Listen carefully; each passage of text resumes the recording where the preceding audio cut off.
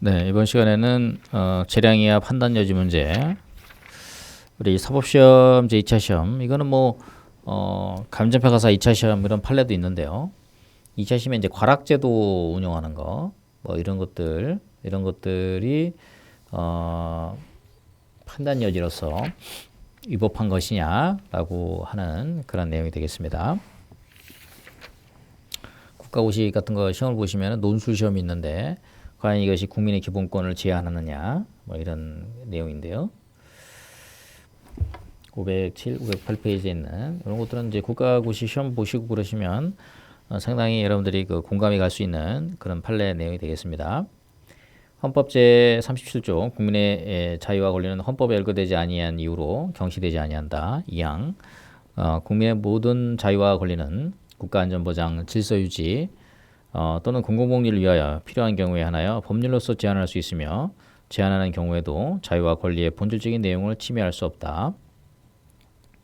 변호사의 자격과 판사, 검사 등이 임용의 전제가 되는 사법시험의 합격이라는 직업선택의 자유와 공무단위권의 기본적인 제한 요건은 국회에서 제정한 법률인 변호사법, 법원조직법, 검찰청법 등에서 규정하고 있는 것이고 사법시험령은 단지 위 법률들이 규정한 사법시험의 시행과 절차에 관한 세부 사항을 규칙하고 국가공무원법상 사법연수생이라는 별정직 공무원의 임용 절차를 집행하기 위하여 집행명령의 일종이라고 할 것이다. 또한 사법시험령 제15조 2항은 사법시험 없어졌죠. 없어졌는데 지금 변호사법으로 새로 이제 로스쿨 제도가 들어왔으니까 이거는 뭐 그대로 유지되는 판결이다 이렇게 보시면 되겠습니다. 사법시험이 2차 시험의 합격 결정에 있어서 매 과목 4할 이상 득점한 자 중에서 합격자를 결정한다는 취지의 과락제도를 규정하고 있는 바 이는 그 규정 내용에서 알 수 있다시피 사법시험 2차 시험의 합격자를 결정하는 방법을 규정하고 있을 뿐이어서 사법시험의 실시를 집행하기 위한 시행과 절차에 관한 것이지 새로운 법률사항을 정한 것이라고 보기 어렵다. 사법시험령 제15조 제2항이 사법시험의 제2차 시험에서 매 과목 4할 이상으로 과락 결정의 기준을 정한 것을 두고 과락자 업선을 비합리적으로 높게 설정할 지나치게 엄격한 기준에 해당한다고 볼 정도는 아니므로 비례원칙 내지 과잉금치 원칙에 위반된다고 볼 수 없다. 3. 한편 사법시험령 15조에 규정한 사법시험 2차 시험의 과락제도와 그 점수의 성질은 제2차 시험을 치르는 응시자들 모두를 대상으로 차별 없이 적용되는 것이고 그 시행이 위에서 본 바와 같이 합리적인 정책 판단하에서 이루어진 것이므로 사법시험 제2차 시험에 적용되는 위 규정을 사법시험 1차 시험의 과락제도와 점수의 설정과 비교하여 정의의 원칙, 편등의 원칙, 기회균등의 원칙에 반한다고 할 수는 없다. 네 번째, 어떠한 법규명이 명확한지 여부는 그 법규명이 수범자에게 법규의 의미 내용을 알 수 있도록 공정한 고지를 하여 예측 가능성을 주고 있는지 여부 및 그 법규명이 법을 해석, 집행하는 기관에게 충분한 의미 내용을 규율하여 자의적인 법 해석이나 법 집행이 배제되는지 여부, 다시 말하면 예측 가능성 및 자의적 법 집행의 배제가 확보되는지 여부에 이에 따라 판단할 수 있는데 법규명의 의미 내용은 그 문헌뿐만 아니라 입법 목적이나 입법 취지, 입법 연역, 그리고 법규명의 체계적 구조 등을 종합적으로 고려하는 해석 방법에 의하여 구체화하게 되므로 결국 법규명이 명확성 원칙에 위반되는지 여부는 이와 같은 해석 방법에 의하여 그 의미 내용을 합리적으로 파악할 수 있는 해석 기준을 얻을 수 있는지 여부에 달려있다. 건전한 상식과 통상적인 법감정을 가진 사람이라면 누구나 사법시험령 제15조 2항에 규정하고 있는 제2차 시험에서 매 과목 4할이라는 의미를 과목별 총점의 4할, 즉 각문항의 점수를 합산하여 100점의 4할에 상응하는 40점을 의미하는 것이라고 해석할 수 있을 것이므로 매 과목 4할이라는 문구가 다의적으로 해석 가능하고 그 기준이 모호하다 할 수 없어 명확성의 원칙이나 행정규제법 제4조 1항을 위반하였다고 볼 수 없다. 논술 시험에 대한 채점 행위는 객관적 시험 같은 이리적인 정답을 그 기준으로 하기보다는 덕망과 책임감 높은 평가자가 스스로 부여하고 있는 고도의 전문적 식견과 학식에 근거한 평가에 전적으로 의존할 것이 예정되어 있음을 그 본질적인 속성으로 하고 있는 사무이므로 논술용으로 치르는 이 사건 시험에 있어 채점위원은 사법시험의 목적과 내용을 고려하여 법령이 정하는 범위 내에서 전문적인 지식에 근거하여 그 독자적 판단과 재량에 따라 답안을 채점할 수 있는 것이다. 그 다음에 이제 부당결부금지 원칙이라고 있는데요. 자, 이거는 그 부관 같은 데서 주로 자주 나오는 그런 내용이라고 볼 수가 있겠습니다. 부관 509페이지 지방자치단체장이 사업주에게 주택사업계획 승인을 하면서 그 주택사업과는 아무런 관련이 없는 토지를 기부채납하도록 하는 부관을 주택사업계획 승인에 붙인 경우 그 부과는 부당결국 원칙에 위반되어 위법하지만 지방자치단체장이 승인한 사업자의 주택사업계획은 상당히 큰 규모의 사업임에 반하여 사업자가 기부 체납한 토지가액은 그 100분의 1 상당의 금액에 불과한 데다 사업자가 그동안 부관에 대하여 아무런 이의를 제기하지 아니하다가 지방자치단체장이 업무착오로 기부 체납한 토지에 대하여 보상협조 요청서를 보내자 그때서야 비로소 부관의 하자를 들고 나온 사정에 비추어 볼 때 부관의 하자가 중대하고 명백한 다행무라고는 볼 수 없다. 이렇게 판시를 했고요. 그 다음에 이제 별표 관련돼서는 우리가 대통령령에 있는 별표에 대해서는 대법원 판례가 대통령령의 별표, 그 다음에 시행규칙의 별표 이렇게 있으면 우리 그 감정평가사법 시행령 29조 별표 3이 있어요. 자, 이거는 대통령령으로 있어서 이거를 법규명령식의 행정규칙에서 법규성이 있다. 이렇게 봤고요. 신규칙 별표 이거 같은 경우는 판례가 법규성이 일반적으로 없다. 이렇게 보고 있습니다. 그럼 이제 행정입법에 대해서 이제 시행규칙 각 부령까지도 법규성을 인정하게 되면은 상당히 그 행정청이 상당히 우위를 점하게 되는 그런 문제점이 있어요. 그러다 보니까 그런 이제 이런 상황이 있다는 거 참고로 알아두시면 되겠습니다. 산지관리법 18조 1항 쭉 시행령 20조 산지 전용허가 기준 세부 검토 기준에 관한 규정 별표 3 규정은 법령의 내용이 될 사항을 구체적으로 정한 것으로서 해당 법령이 위임의 한계를 벗어나지 않으므로 그와 결합하여 대외적으로 구속력이 있는 법규명령으로서의 효력을 가진다.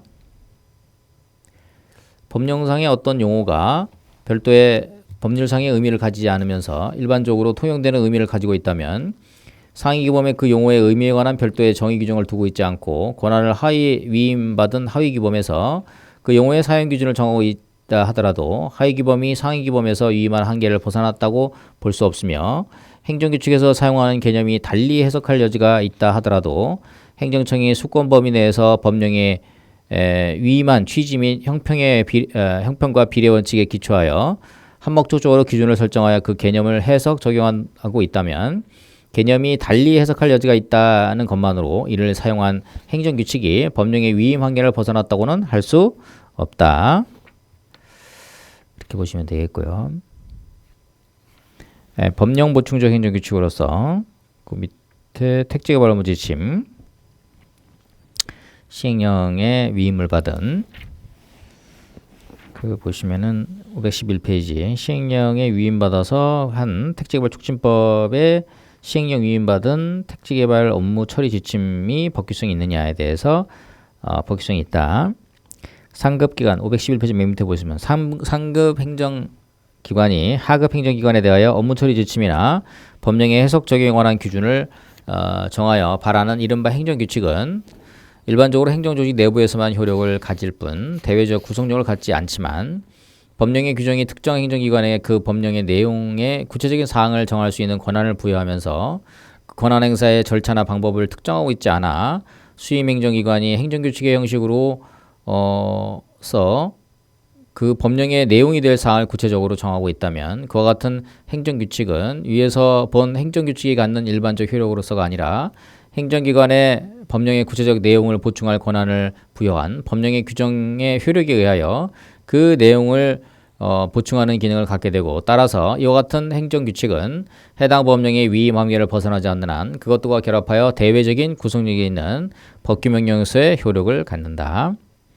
밑에 이제 택지개발 업무 처리 지침, 제1조가 비록 건설부 장관의 지침 형식으로 되어 있다 하더라도 이에 의한 토지 이용에 관한 계획은 택지개발 촉진법령의 위임에 따라 그 규정의 내용을 보충하면서 그와 결합하여 대외적인 구속력이 있는 법규명령으로서의 효력을 가진다. 우리 그 처분에 관련된 신고 처분 첫 번째, 두 번째 건 앞에서 좀 봤고요. 자, 그다음에 516페이지에 있는 그 행정소송법 제2조 1항 처분에서 집행정지 어떤 것을 포함시켜야 되느냐. 516페이지 보시면은 행정처분의 효력정지나 집행정지를 구하는 신청 사건에서는 행정처분의 자체의 적법 여부는 원칙적으로 판단의 대상이 아니고 그 행정처분의 효력이나 집행을 정지할 것인가에 관한 행정소송법 제23조 2항에서 정한 요건의 전부만이 판단의 대상이 되는 것이다. 다만 집행정지는 행정처분의 집행부정지 원칙으로서 원칙의 예외로서 인정되는 것이고 또 본안에서 원고가 승소할 수 있는 가능성을 전제로 한 권리보호 수단이라는 점에 비추어 보면 집행정지 사건의 자체에 의해도 신청인의 본안 청구가 적법한 것이어야 한다는 것을 집행정지의 요건에 포함시키는 것이 옳다. 또한 행정소송 대상이 되는 행정처분은 행정청 또는 그 소속기관이나 법령에 의해 행정권한의 위임 또는 위탁을 받은 공공기관이 국민의 권리 의무에 관계되는 사항에 관하여 공권력을 발동하여 행하는 공법상의 행위를 말하며 그것이 상대방의 권리를 제한하는 행위라 하더라도 행정청 또는 그 소속기관이나 권한을 위임받은 공공기관의 행위가 아닌 한 이를 행정처분이라고 할 수 없다. 그래 보시면 되겠고 그 다음에 그 행정행위의 취소 사유와 철회 사유 구별 이것도 좀 우리 보상법 나오면은 나오는 내용이니까 이거 한번 좀 받으시면은요.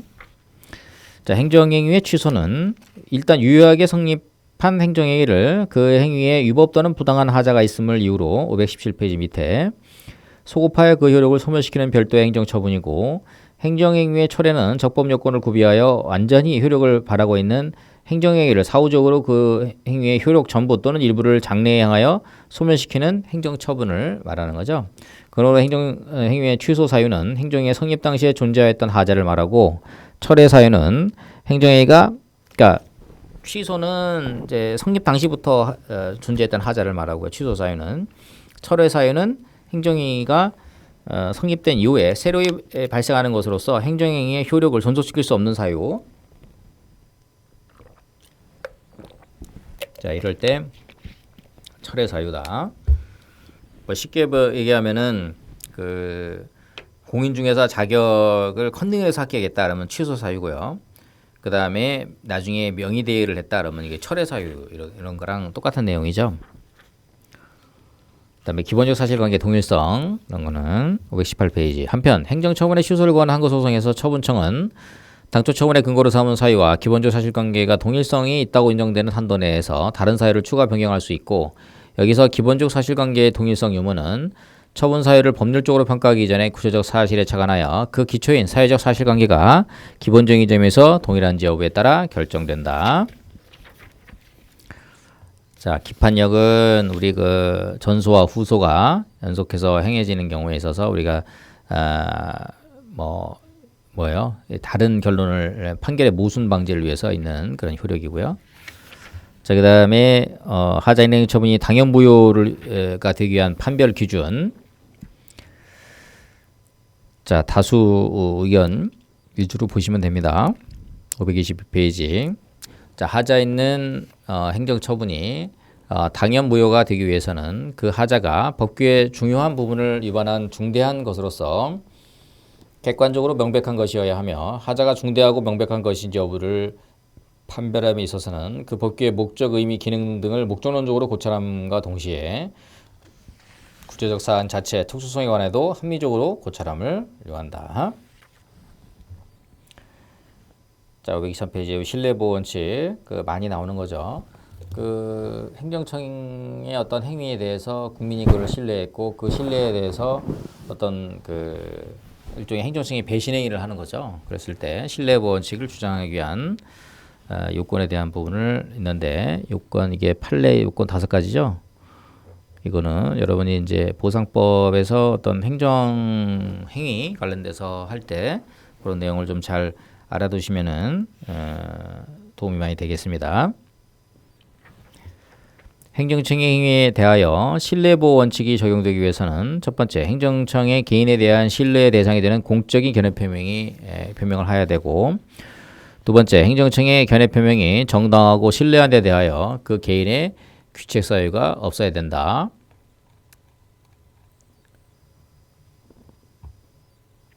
그렇고요. 이 자료를 해서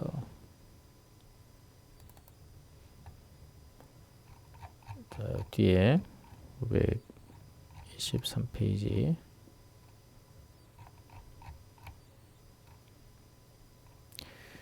그지 판례가 되게 많아가지고서리 그죠? 너무 스파르타로 하는 건 아닌가 생각이 들긴 하는데 그래도 여러분들 그 이참에 한번 판례 공부를 한번 스파르타로 그쵸? 예, 우리 감초평가 보상법규 하면서 한 번씩 같이 이렇게 제가 짚어보고 같이 읽어보고 이제 이렇게 해설도 드리고 하면서 전반적으로 이게 판례의 흐름이라는 거 우리가 보상법에서 이런 판례 관련된 쟁점들을 이렇게 끌고 가는구나 이런 거를 상당히 많이 아시면은 뭐 일상적인 어떤 그 일반적인 행위를 하실 때도 우리가 법률 행위를 하실 때도 상당히 많은 도움이 되실 수 있는 그런 내용이라는 생각이 듭니다.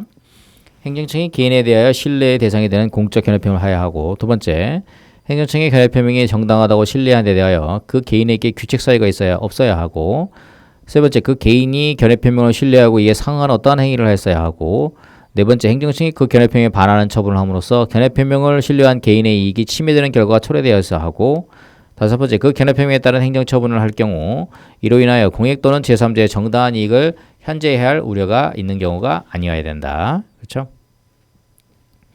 신뢰 보호가 적용되기 위한 요건 그 밑에 이제 한 사례 하나 있으니까 참고적으로 보시면 되겠고요.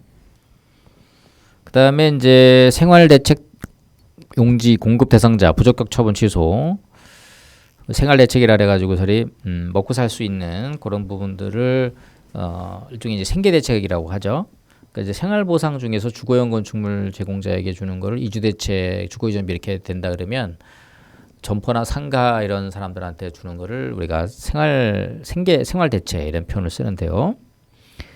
자, 이 사건 부적격 통보와 재심자 통보 각각에 대하여 행정소송 등 불법범에 관한 고지를 받은 당사자로서 당초에 이 사건 부적격 통보에 대해서 이의신청을 하여 재심사를 받거나 곧바로 행정소송 등을 제기하는 방법 중에서 선택할 수 있다고 이해해야 될 것이고 그중 이의신청을 한 당사자로서는 그에 따른 재심사 결과에 대하여 따로 행정소송 등을 제기하여 다툴 수 있을 것으로 기대한다고 하여 이를 잘못이라고는 할 수 없다. 그러므로 피고가 이 사건 재심사 통보를 하면서 그에 대한 행정소송 등은 통보를 받은 날부터 90일 제기할 수 있다고 명시적으로 안내한 것은 그 상대가 된 당사자들에 대하여 신뢰 대상이 되는 공적 견해 표명에 대한 것에 해당한다 할 것인데 원고들이 그 안내를 신뢰하여 90일 기간 내에 이 사건 행정소송을 제기하였음에도 이 사건 재심사 통보가 행정소송의 대상인 처분이 없다고 한다면 원고들로서는 이 피고의 견해 표명을 신뢰한 데 따른 침해의 이익을 침해받게 될 것이 명백하다. 그러므로 행정상 법률관계에 있어서 신뢰보호 원칙에 비추어 보더라도 이 사건 재심사 통보는 이 사건 당초에 이 사건 부적격 통보와 별개의 행정처벌이나 범위 상당하다. 그래 한 거고요. 그 다음에 이제 공적 결여 표명 이와 관련된 토지용질 변경허가 처분 취소 관련된 내용입니다. 526페이지 보시면은 피고가 이 토지거래 허가를 통하여서나 그 과정에서 그 소속 공무원들을 통하여 원고에 대하여 종교회관 건축을 위한 이 사건 토지의 형질병이 가능하다는 공적 견해병을 한 것이라고 분류지가 많으며 한편 기록에 의해 원고는 그러한 피고의 공적 견해 표명을 신뢰한 나머지 그에 있어 가로 어떠한 규칙 사유가 있었음을 인정할 아무런 자료도 없다. 위 토지 병질 변경 및 종교회관 건축이 당연히 가능하리라고 믿고서 위 토지거래 계약 허가 직후에 이 사건 토지 대금을 모두 지급하고 위 회관에 건축 설계를 하는 등으로 그 건축 준비에 있어 상당한 자금과 노력을 투자했음에도 피고의 공적 현행에 반하는 이 사건 처분으로 말미암아 종교법인 용거의 종교활동에 기묘한 위 종교회관을 건립할 수 없게 되는 등의 불이익을 입게 된 사실이 있으므로 이 사건 처분은 신뢰보호 원칙에 반하는 행위로서 위법하다고 보는 것이 옳다. 그 종교회관 지려고 했다가 이제 형질경 변경 된다 이렇게 했는데 나중에 딴 말 한 거죠. 그렇죠? 그 다음에 이제 공적 견해 표명 중에서 신뢰보호 중에서 규칙 사유 있으면 안 된다고 하는 건데 규칙 사유가 뭐냐? 517페이지 규칙 사유를 하면 행정청의 견해표 및 하자가 상대방 등 관계자의 사실 은폐나 기타 사유의 방법에 의한 신청 행위 등 부정행위에 기인한 것인 거나 그러한 부정행위가 없다고 하더라도 하자가 있음을 알았거나 중대한 과실로 알지 못한 경우들을 의미한다고 해석함이 상당하고 귀책 사유의 의무는 상대방과 그로부터 신청 행위를 위임받은 수임인 등 관계자 모두를 기준으로 판단해야 된다. 그렇죠? 귀책 사유. 귀책 사유가 있으면 이제 신뢰보를 주장할 수가 없게 되는 그런 내용이 된다고 볼 수 있겠습니다. 뭐 실권의 법리는 이거는 뭐 참고 정도만 하시면 되는데요. 실권의 법리는 기본적으로 우리가 권리 위에 잠자는 자는 보호받지 못한다는 것처럼 행정청도 자기가 권리 위에 잠자버린 거예요. 그래서 상당 기간이 경과한 후에 뜬금포로 내가 거기에 처분을 해야 되네 라고 했는데 알고 봤더니 시간이 하도 일정 기간이 경과해버려 가지고 자기의 권한이 상실됐어요. 그렇죠? 그럼에도 불구하고 행정청이 그 과도한 처분을 하려고 하는 거 실권의 법리를 적용하시면 되겠다. 자, 이번 시간에는 여기까지 보도록 하겠습니다. 그래서 코로나 기승이 상당히다 보니까 여러분들 그 간담회도 하고 우리 주임 교수님하고 이제 우리 최영 교수님하고 이제 통화도 나누고 그랬는데 같이 식사도 좀 하고 하면 좋은데 이게 계속 코로나가 지속되고 하다 보니까 그렇게 하질 못해가지고요. 좀 안타까운 마음인데요. 하여튼 여러분들 그 동영상으로 이렇게 뵙지만 뵙더라도 항상 건강에 각별히 유의하시고 그래서 여러분들 가정에도 항상 행복과 행운이 가득하시기를 이렇게 기원하면서요. 건강이 우선이라는 거 꼭 말씀드리고 싶습니다. 그래서 오늘 고생 많으셨고요. 다음 시간에도 또 건강한 모습으로 뵙겠습니다. 수고하셨습니다.